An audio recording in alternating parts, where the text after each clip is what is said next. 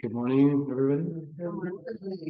Thank you for having me here. It's nice. I was actually born in Doylestown. I haven't lived here in a really long time, but so it's kind of nice to come back and share with the community here. I was talking to Ken in preparation for this and just trying to figure out how to introduce myself in the context of the space. Like sometimes like I always kind of try to balance between like talking and sometimes not talking because a lot of times I like to let the music sort of talk and less than the music talking, more the music creating the space for us to listen to ourselves. But in preparing it, it felt like it made sense to give a little bit of like an anecdote of like how I got to this, because I think really like how I got to this work is really like a testament to what the work is, which is inner listening, and the inner listening as like a bouncing off point to listen to each other. And I think that listening to each other is what creates spaces like this, which, I've talked a lot about these being spaces of belonging. And it's beautiful because everywhere you go in the world, there's always community. They gather, they follow a calling within, and that inspires them to generate these kind of environments where people can connect with one another. Speak a bit more and I'll see later. Yeah. Project. Yeah. I'll speak later. So basically, my journey, I would say, like I said, I was born here in Doylestown, but my family's Colombian, and from both sides of my family, there was different kinds of spiritual influence, I would say. But from my dad's side, they're very into a spiritual tradition called spiritism. It's like kind of like I kind of compare it to something like a mix of like Christianity with like Hinduism, because it's a lot based in on the Bible and Jesus, but it has a lot of elements of reincarnation and karma.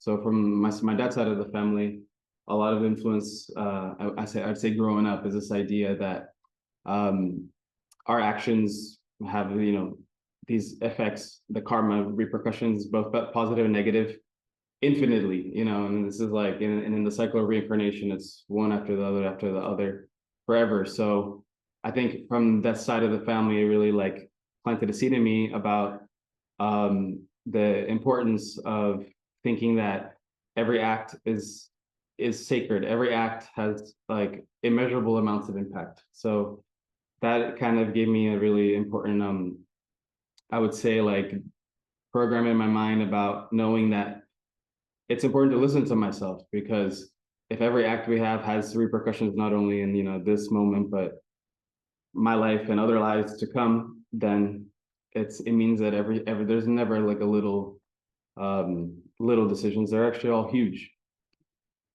From my mom's side, some of you might have actually met my mother. I know we have some of my mother's friends here. She lived here. My mother passed away last year, but she lived here in Doylestown for many years, and I would kind of describe her as sort of like a modern mystic. She would be in a space like this. She was into everything you could imagine, spirituality, chakras, crystals, energy, a lot of nature-based philosophies. And so I grew up a lot with that influence as well, which is this idea that I think really where I got from her was the sense that there's magic everywhere.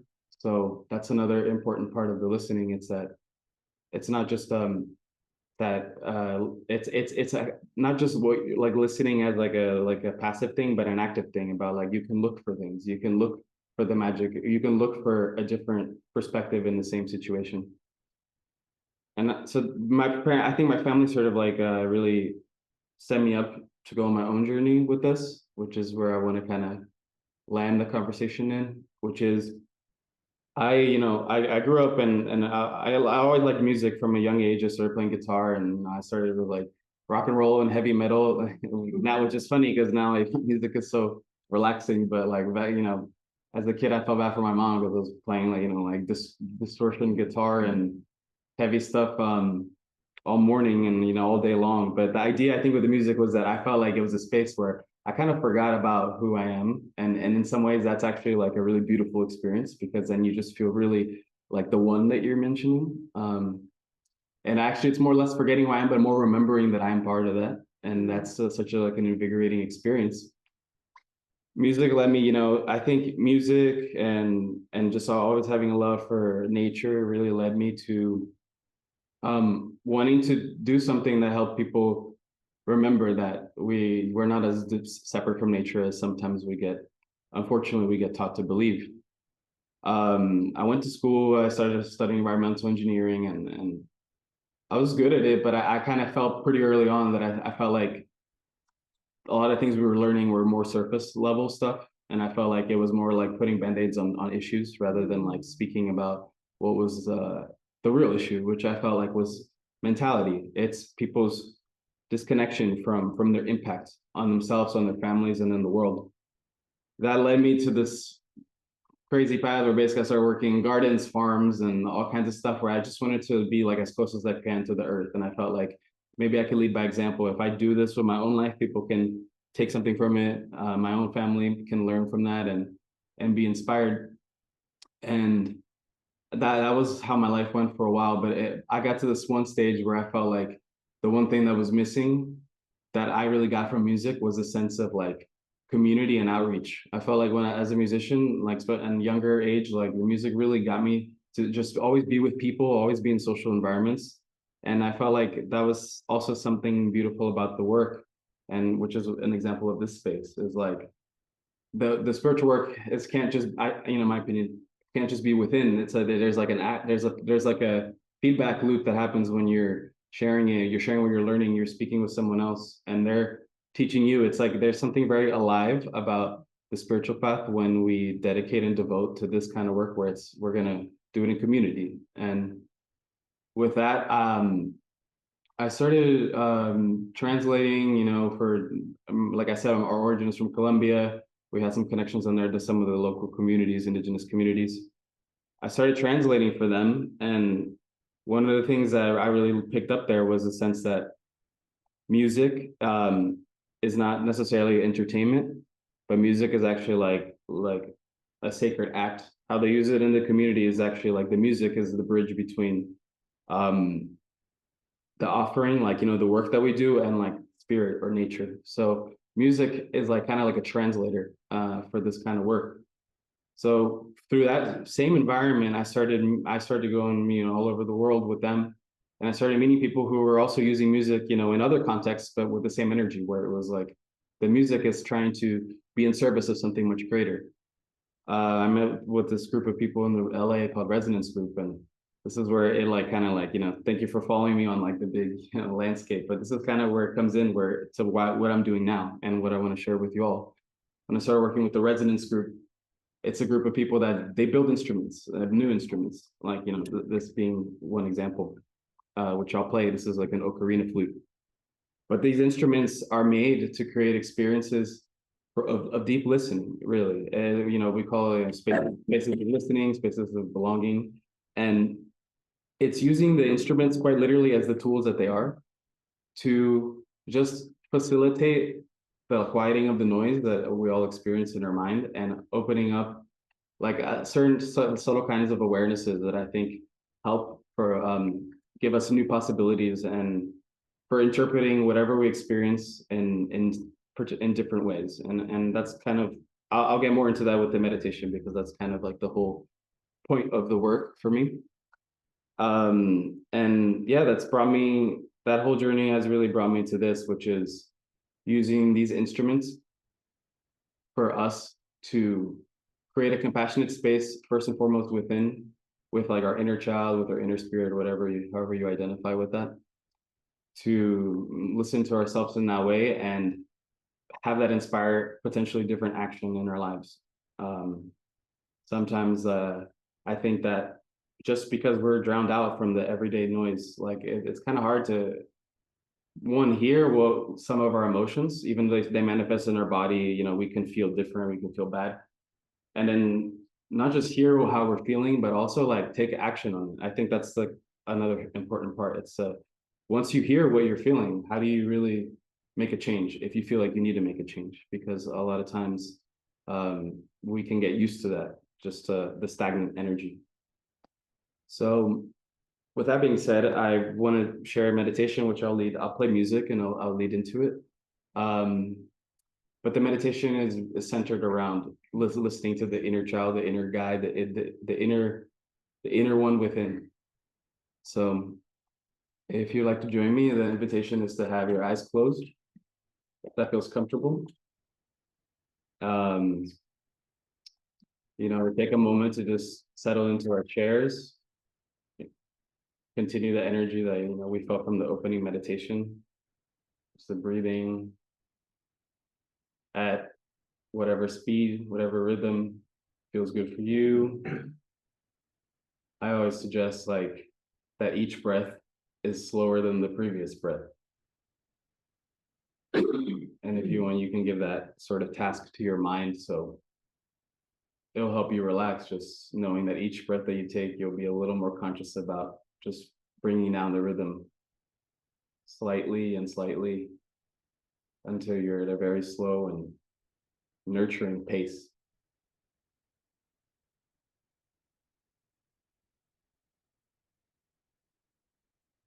So in this meditation, I'll do some brief guiding, and then we'll let the music uplift our intentions and our feelings. But to start us off, the meditation is about the first step of listening is pausing.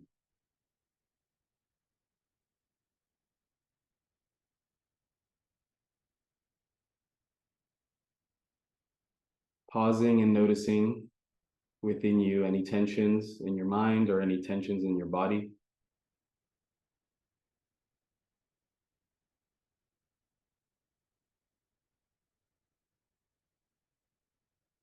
Noticing the sounds of the space, the cars driving by, and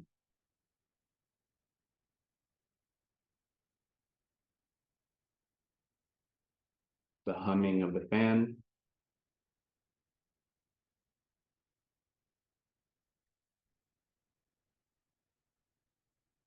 Remembering to slow down the breath each time.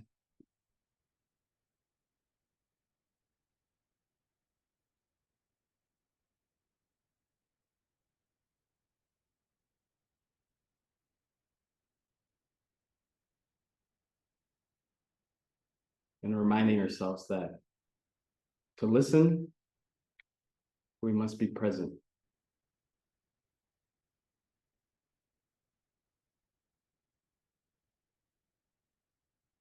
We can even invite the mind to imagine a moment that we've all experienced where we're listening to someone, but we're not really listening. We're not really there.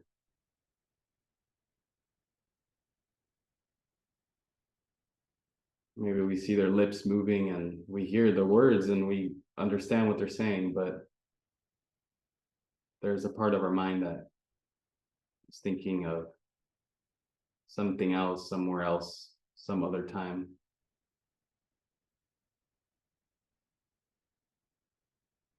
And the invitation is that just be aware and draw your attention to that feeling of what it's like to listen, but not really listen to somebody.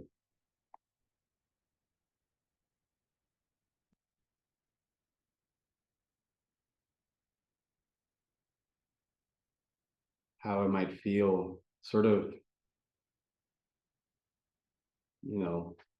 detached, broken, or severed. Being here and not here at the same time.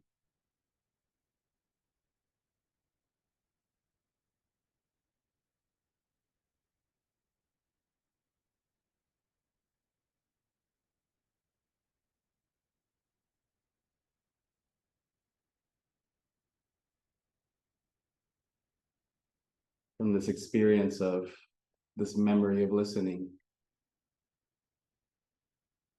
I invite you to, and let's invite ourselves to turn a page into what's it like to listen right now to this music that's to come, without any of that distance, any of that separation, just allowing ourselves and asking ourselves to give us really, these 10 minutes of music to really listen, not just with the ears, but listen with the body, with the heart, with the mind, with our emotions, with our memories, with our feelings. There's no right or wrong way to listen to this, as long as we are listening from the present and the present of whatever feelings, thoughts, emotions, sensations come up.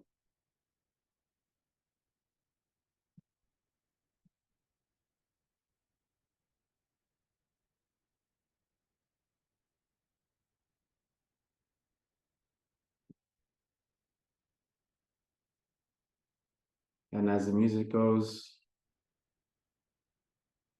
we can imagine that the sounds and the vibrations of this music create a container, like an architecture for you to commune within, with yourself, with your inner self, with whoever inhabits that space with you, that inner space where your deepest listening happens and your deepest truths come out. And let these sounds be an uplifting force for that inner conversation to not just remain within your heart, but to permeate through your everyday actions. So there's no distance, there's no separation between that inner knowing, that inner speaking, that inner listening, and your outer living.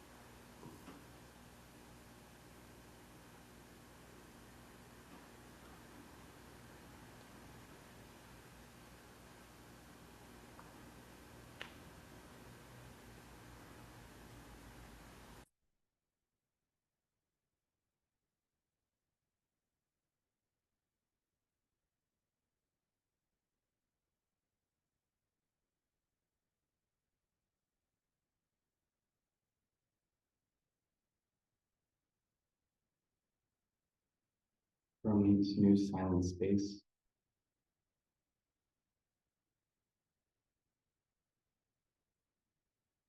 Keeping our eyes closed for just a little bit longer.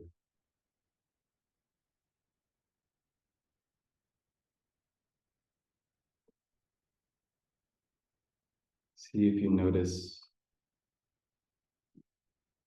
any new sounds or any new feelings of the room.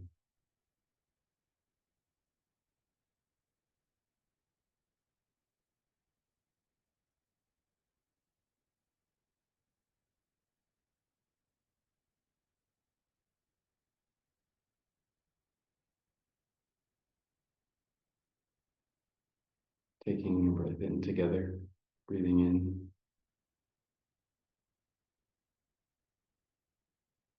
releasing gently.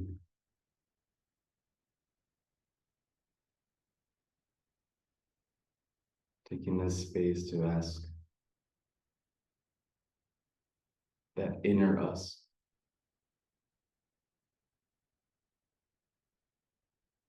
how are you doing?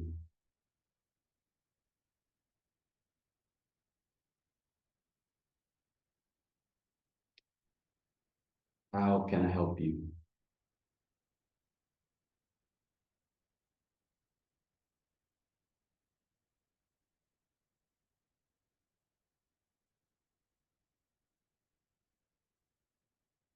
Letting that inner us,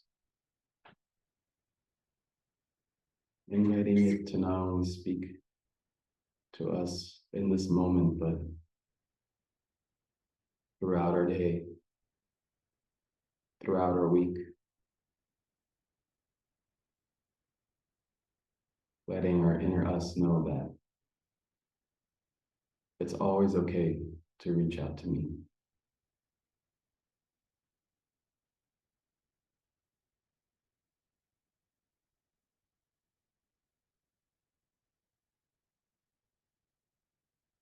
One more final breath together deeply. Slow in, releasing with a soft sigh.